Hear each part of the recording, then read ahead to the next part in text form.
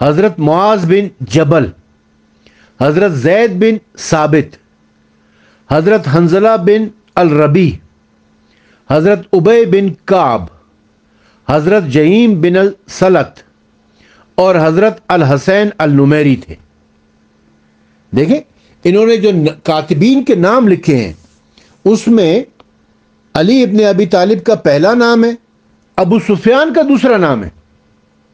اگر ہم یہ کہیں کہ جی انہوں نے تعصب میں آ کر ابو معاویہ کا نام نہیں لکھا تو تعصب میں آ کے تو اس کے باپ کا نام بھی نہیں لکھنا چاہیے تھا، تو یہ بات ہی بالکل غلط ہوگی۔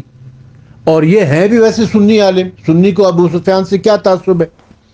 باقی جتنے بھی انہوں نے لکھے ہیں کاتبان رسول اکرم صلی اللہ علیہ وآلہ وسلم، ان میں معاویہ ابن ابو سفیان کا نام نہیں ہے، ابو سفیان کا نام ہے مگر معاویہ ابن ابو سفیان کا نہیں ہے۔ تو پتہ یہ چلا کہ رسول اکرم صلی اللہ علیہ وسلم نے ہو سکتا ہے کہ ابو سفیان کو کاتب اپنا رکھا ہو، لیکن معاویہ ابن ابو سفیان کو تو کاتب بھی نہیں رکھا، کجا کے کاتب الوحی ہونا۔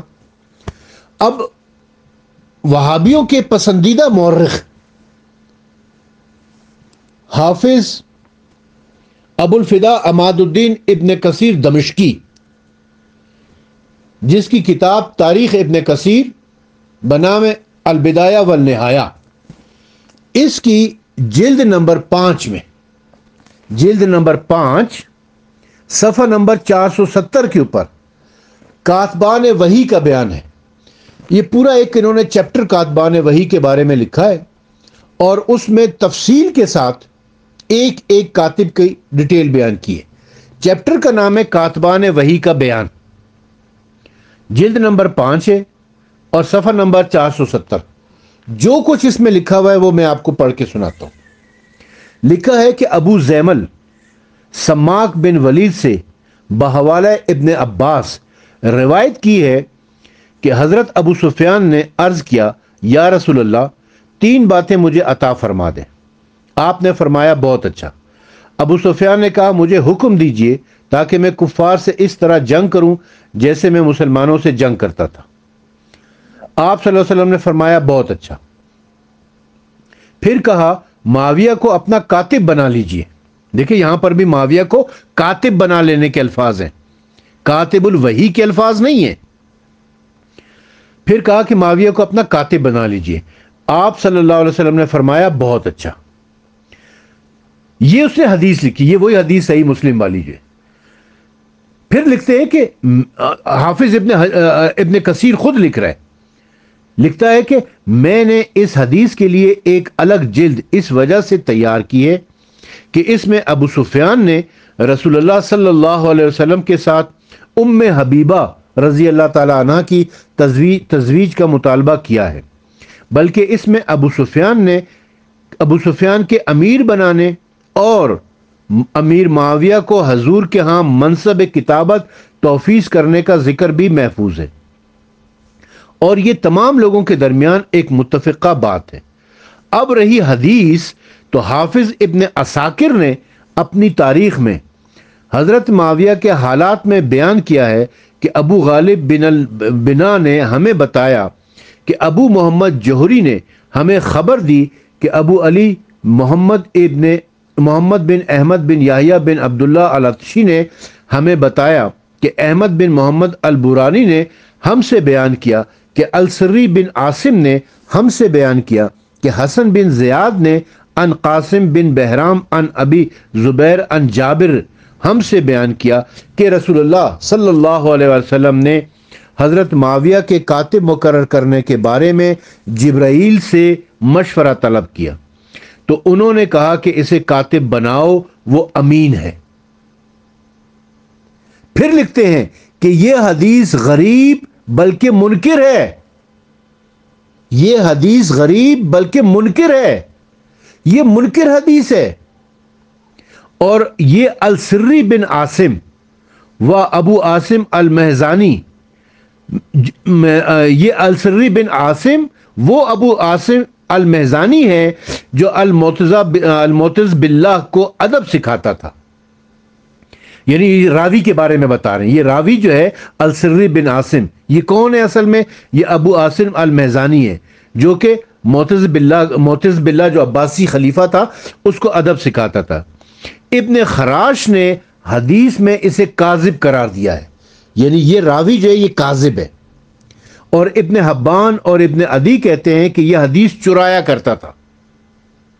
یہ جو السری بن عاصم ہے یہ کاذب ہے، یہ حدیث چرایا کرتا تھا۔ اور ابن حبان نے یہ اضافہ بھی کیا ہے کہ یہ موقوف احادیث کو مرفوع بناتا تھا، موقوف احادیث کو مرفوع بنا دیا کرتا تھا۔ اس سے حجت پکڑنا جائز نہیں ہے، اس سے حجت پکڑنا جائز نہیں ہے، اور دار قطنی اسے ضعیف الحدیث قرار دیتے ہیں۔ اور اس کا شیخ حسن بن زیاد تھا، اگر لولائی ہے تو اسے کئی ائمہ نے متروک قرار دیا ہے، اور اس میں سے بہت سے ائمہ نے اس کے جھوٹا ہونے کی صراحت کی ہے، اور اگر وہ کوئی اور ہے تو وہ مجہول العین والحال ہے۔ اور قاسم بن بہرام، یہ دوسرا راوی ہے، قاسم بن بہرام، دو ہیں، ایک کو قاسم بن بہرام اسدی واسطی آرج کہا جاتا ہے جو اصل میں اصبہانی ہے۔ نسائی نے سعید بن جبیر سے بحوالہ ابن عباس حدیث قنوت کو پوری طوالت کے ساتھ اس کی جانب سے روایت کیا ہے، اور اسے ابن معین، ابو حاتم اور ابن حبان نے ثقہ قرار دیا ہے، اور دوسرے کو قاسم بن بہرام ابو حمدان قاضی حیات کہتے ہیں۔ ابن معین نے اس کو کذاب لکھا ہے، اور فی الجملہ یہ حدیث اس طریق سے ثابت نہیں ہے، فی الجملہ یہ حدیث اس طریق سے ثابت نہیں ہے، اس لیے اس سے دھوکہ نہ کھانا چاہیے، اس لیے اس سے دھوکہ نہ کھانا چاہیے۔